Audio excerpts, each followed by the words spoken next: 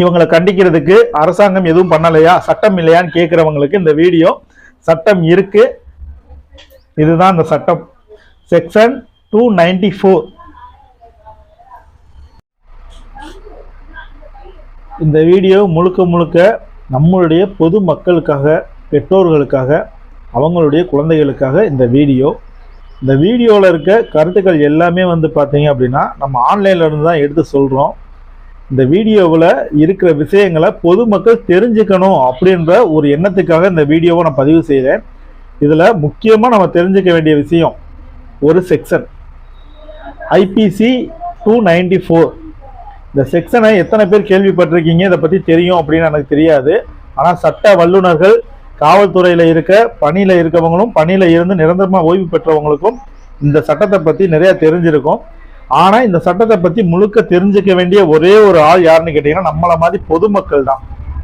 இந்த செக்ஷன் 294 எதுக்காக உருவாக்கப்பட்டதுன்னு கேட்டிங்கன்னா, ஆபாசமான செய்திகள், ஆபாசமான பேச்சுகள், ஆபாசமான பாடல்கள், ஆபாச செய்கைகள், இந்த மாதிரியான விஷயங்களை நம்ம தண்டிக்கிறதுக்காக உருவாக்கப்பட்ட சட்டம் தான் செக்ஷன் 294 ஐபிசி. இந்த சட்டம் இருக்குது அப்படின்றது நிறைய பேருக்கு தெரிஞ்சிருக்கும். பட் இதை பற்றி நம்ம பேசுறதுக்கான வாய்ப்புகள் ரொம்ப கம்மியாக இருக்கும். இந்த சட்டத்தை பற்றி திரும்பவும் நம்மளுக்கு பேச வச்சது யாரு அப்படின்னா நம்ம யூடியூபர்ஸ். நம்ம யூடியூபர்ஸ் நிறைய பேர் பார்த்தீங்க அப்படின்னா இன்னைக்கு இந்த சட்டம் ஒன்று இருக்குன்றதே தெரியாத அளவுக்கு இவங்களா என்ன பண்றாங்கன்னா, ஒவ்வொரு டாப்பிக்கையும் ஒவ்வொரு கண்டென்ட்டையும் ரொம்ப ஜெக்ஸியாகவும் காமத்தோடையும் ரொம்ப கிளாமராகவும் இந்த மாதிரியான விஷயங்களை வந்து ரொம்ப பப்ளிக் பண்ணிக்கிட்டே இருக்காங்க. இந்த மாதிரியான விஷயங்கள்லாம் எதுல போய் அடங்கும் அப்படின்னா இந்த ஐபிசி செக்ஷன் 294 தான் போய் அடங்கும்.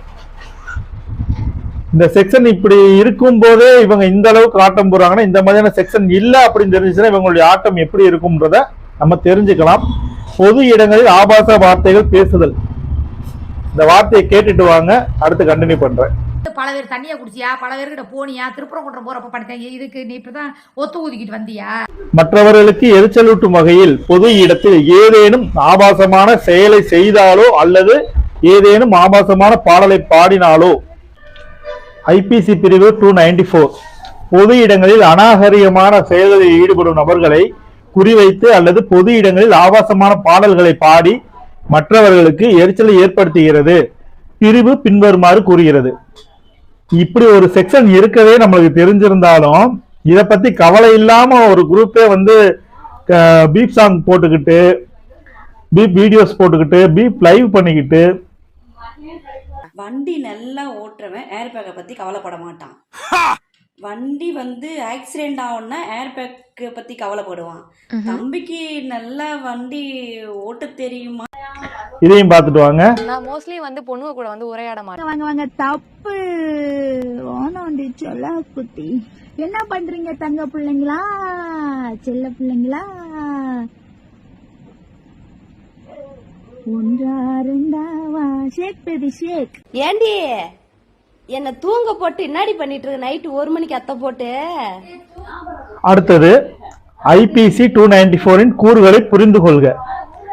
ஐபிசி பிரிவு 294 கீழ் குற்றத்தை ஒரு நிறுவ சில அத்தியாவசிய கூறுகள் வந்து பூர்த்தி செய்ய வேண்டும். முதலாவதாக இந்த செயலானது ஆபாசமானதாக கருதப்பட வேண்டும். யாருனால? பொதுமக்கள்னால இது ஆபாசம் அப்படின்றத உறுதிப்படுத்தணும்.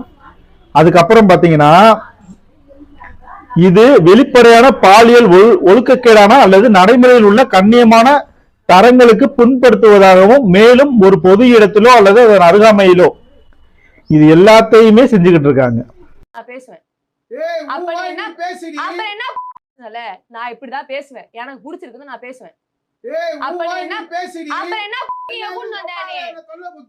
என்ன தொல்லை குத்துனாங்க? நீதான் வாண்டடா உட்கார வச்சுக்கிற. நான் பேசுவேன், நான் அசிங்கமா பேசுவேன். உனக்கு என்ன வழி? கடைசியாக நடத்தை அந்த இடத்தில் இருக்கும் மற்றவர்களுக்கு எரிச்சலை ஏற்படுத்த வேண்டும். இப்ப நீங்க லைவ்ல பாக்குற நிறைய பேருடைய வீடியோக்கள் உங்களுக்கு வந்து எரிச்சலையும் ஒழுக்கக்கேடான விஷயங்களையும் உருவாக்குது அப்படின்னா அதுதான் இதனுடைய விளக்கம்.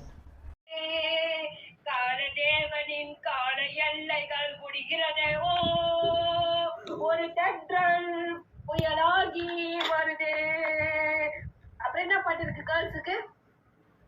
படிக்காட்டினாலும் பத்தினி தாண்டா. இருக்கப்ப சாக்லேட்டை சாப்பிட்டு வந்துடுறேன். இல்லையா? என்ன கலர் ஈட்டு ஈட்டி எல்லோ கலரா? ஓகே ஓகே ஓகே மென்டல் இன்னைக்கு வந்து women's day please bad word பேசாதீங்க please please please respect the women's please please நாங்க உயிரை கொடுத்து குட்டி போடுறோம் அதனால தப்பா பேசாதீங்க எங்க வலிக்கும் ஒரு மரியாதை கொடுங்க இன்னைக்கு முடிஞ்ச அளவுக்கு பேட் கமெண்ட் போடாதீங்க பார்க்கலாம் எத்தனை பேர் நல்ல கமெண்ட் போடுறீங்கன்னு வணக்கம் வணக்கம் வாங்க வந்தனம் வணக்கம் நல்லதே பேசுவோம் நல்லதே நடக்கும் நல்லதே நினைப்போம் மங்கையரா தெரிஞ்சிட மாதவம் செய்திட வேண்டும் அம்மா சோ மங்கையரா திட்டாதீங்கப்பா ப்ளீஸ்ப்பா இந்த ஐபிசி செக்ஷன் 294ஓட தண்டனை என்னன்னு கேட்டீங்கன்னா நீதிமன்றத்தின் விருப்பத்தை பொறுத்து சிறை தண்டனை அல்லது அபராதம் இரண்டும் இருக்கலாம். அதிகபட்ச சிறை தண்டனை 3 மாதங்கள் ஆகும். ஆனால் வழக்கின் சூழ்நிலைகளில் அடிப்படையில் குறைவான தண்டனையை விதிக்க நீதிமன்றத்திற்கு அதிகாரம் உள்ளது. அபராத தொகை வெளிப்படையாக வரையறுக்கப்படவில்லை. இது சட்ட வரம்புகளுக்குள் நீதிமன்றத்தின் விருப்பத்திற்கு விடப்படுகிறது. இந்த செக்ஷன்ல நோக்கம் மற்றும் பொது எரிச்சலின் பங்கு ஐபிசி செக்ஷன் 294 கீழ் குற்றத்தை தீர்மானிக்க மற்றவர்களுக்கு எரிச்சலை ஏற்படுத்தும் குற்றவாளியின் நோக்கத்தை நிறுவுவது முக்கியம். செயல்கள் அல்லது வார்த்தைகள் வேண்டுமென்றே மற்றவர்களை தொந்தரவு செய்வதோடு புண்படுத்தும் நோக்கத்துடன் இல்லாவிட்டால் பொது இடத்தில் இருப்பது தானாக குற்றமாகாது. என்ன பிராண்ட் சட்டி போட்டிருக்க அப்படின்னு கேக்குறான். பாக்குறீங்களா இப்ப காமிக்கிறேன் பாருங்க என்ன பிராண்ட் சட்டி போட்டிருக்கேன்னு பாருங்க. ஆனா இது ஃபுல்லுமே குற்றமா தான் இருக்குது இங்க நடக்கிற விஷயங்கள்ல. எரிச்சலூட்டும் அளவை தீர்மானிக்க சுற்றியுள்ள நபர்களின் மீதான செயல்களின் சூழ்நிலைகள் மற்றும் தாக்கத்தை நீதிமன்றம் கவனமாக மதிப்பீடு செய்கிறது. இந்த ஐபிசி செக்ஷன் 294ல பயன்பாட்டை பகுப்பாய்வு செய்யும் போது பொது மற்றும் தனியார் இடங்களுக்கு இடையில் வேறுபாடு காண்பது மிகவும் முக்கியமானது. ஒரு பொது இடத்தில் அல்லது அதன் அருகாமையில் செயல் நிகழும் பொழுது மட்டுமே குற்றம் செய்யப்படுகிறது. வீடுகள் அல்லது மூடிய நிறுவனங்கள் போன்ற தனியார் அமைப்புகள் பொதுவாக இந்த பிரிவின் வரம்பிலிருந்து விலக்கு அளிக்கப்படுகின்றன. இந்த நடத்தையை அருகில் உள்ள இடத்தில் உள்ள பொதுமக்களால் உணர முடியாவிட்டால் அல்லது வெளியில் இருப்பவர்களுக்கு இடையூறு ஏற்படுத்தினால் தவிர, புரியுதா உங்களுக்கு, ஒரு வீடுகளுக்குள்ளேயோ அல்லது ஒரு நிறுவனத்திற்குள்ளேயோ இந்த மாதிரியான விஷயங்கள் நடக்கும் பொழுது அதுக்கு விலக்கு அளிக்கப்படுது அப்படின்னு சொல்லிட்டு இந்த செக்ஷன்ல இருக்கு. ஆனா இங்க இருக்கிற ஒரு தவறான செயல் என்னன்னு கேட்டீங்கன்னா, இதை இவங்க வீட்டுக்குள்ள பண்ணினாலும் ஒரு நிறுவனத்துக்குள்ளேயே நீங்க பண்ணிக்கிட்டாலும் இது ஆன்லைன்ல நீங்க வெளிப்படையா நீங்க பேசுறீங்க.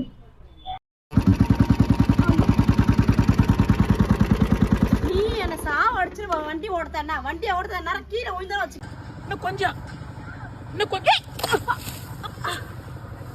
நீ இப்படி போய் விழுகுற நான் என்ன பண்றது? சரி எழுந்துரு அப்பா எழுந்துரு. கைய விடுங்க ஃபர்ஸ்ட். நீதான் எழுந்து பறிக்கணும்னா என்ன கேட்க கூடாதா? நான் பறிச்சு தர மாட்டேன். இன்னும் கொஞ்சம். சோ பொதுமக்களுக்கு இடையூறு இதுல இருக்கு. இங்க இருக்க பொதுமக்களும் குழந்தைகளும் பெண்களும் இந்த ஒழுங்கின செயல்களால் பாதிக்கப்படுவது உண்மை. இந்த ஒரு விஷயம் இந்த செக்ஷனுக்கு கீழே வரும் கண்டிப்பா. சோ இந்த செக்ஷனுக்கு கீழே இவங்க மாற்றுறதுக்கான வாய்ப்பு நிறைய இருக்கும். இந்த விஷயத்தை மட்டும் இவங்க எப்படி விட்டுருக்காங்கன்னு தெரியல. இன்னமும் கண்டினியூ பண்றாங்க. நீங்களே கேளுங்க இந்த வீடியோவை. அவங்களுக்கு விருப்பம் இருந்தா போட்டுக்கிட்டோம், குட்டிக்கு விருப்பம் இருந்தா போட்டுக்கிட்டோம். அதை நான் ஒண்ணுமே சொல்லல. நீங்க ஒரு ரீல்ஸ் பாத்தீங்களா? யதார்த்தமா முடியாதுங்க. சரி, நீங்க யதார்த்தமா நான் சொன்னாலே இவங்க மாற மாட்டாங்க. ஊரே சொன்னா ஊரு சொல்லுதுன்றனால மாறக்கூடாது. அது முட்டாள்தனம். இப்ப இந்த வீடியோக்கு கீழே யாரெல்லாம் வருவாங்கன்றதை நீங்க கணிச்சிருப்பீங்க. எந்தெந்த வீடியோக்கள் ஆபாச யூடியூபர்ஸ் அவங்க போடுற வீடியோக்கள், அவங்க போடுற ட்ரெஸ்ஸுகள், இந்த முகம் சொல்லிக்க வைக்கிற பேச்சுகள், செயல்கள் இருக்க எல்லா யூடியூபர்ஸுமே இந்த 294 கீழே கண்டிப்பா வருவாங்க. ஆனாலும் சட்டம் அவங்கள கொஞ்சம் ஃப்ரீயா விட்டுருக்கு அப்படின்னா அவங்கள திருந்துறதுக்கான வாய்ப்பு அது. அந்த வாய்ப்பை அவங்க பயன்படுத்திக்கல அப்படின்னா நீதிமன்றம் என்ன கொடுக்குதோ அதை பெற்றுக்கொள்ள தயாரா இருக்கணும். ஒண்ணு. இரண்டாவது, இந்த மாதிரியான விஷயங்களை பொதுமக்கள் மேற்கொண்டு எடுத்து கொண்டு போய் ஸ்டேஷன்ல நிப்பாட்டுற அளவுக்கு இல்லாம எல்லாம் நம்மளுக்குள்ளேயே பேசிக்கிட்டு இருக்க ஒரு காரணத்துக்காக கூட இந்த சட்டம் செயல்படாத அளவுக்கு நிறுத்தி வைக்கப்பட்டிருக்கலாம். ஆனாலும் யாராவது பாதிக்கப்பட்ட நபர்கள் போய் புகார் அளிக்கிற தன்மையில இந்த சட்டம் கண்டிப்பா அவங்க மேல பாயும். இதுதான் உண்மை. இவங்கெல்லாம் இப்படி ஆபாசமா பேசுறாங்க, வீடியோக்கள் போடுறாங்க, இந்த மாதிரியான செய்திகள் செய்யறாங்க, இவங்களை கண்டிக்கிறதுக்கு அரசாங்கம் எதுவும் பண்ணலையா, சட்டம் இல்லையான்னு கேட்கிறவங்களுக்கு இந்த வீடியோ. சட்டம் இருக்கு. இதுதான் இந்த சட்டம். செக்ஷன் 294.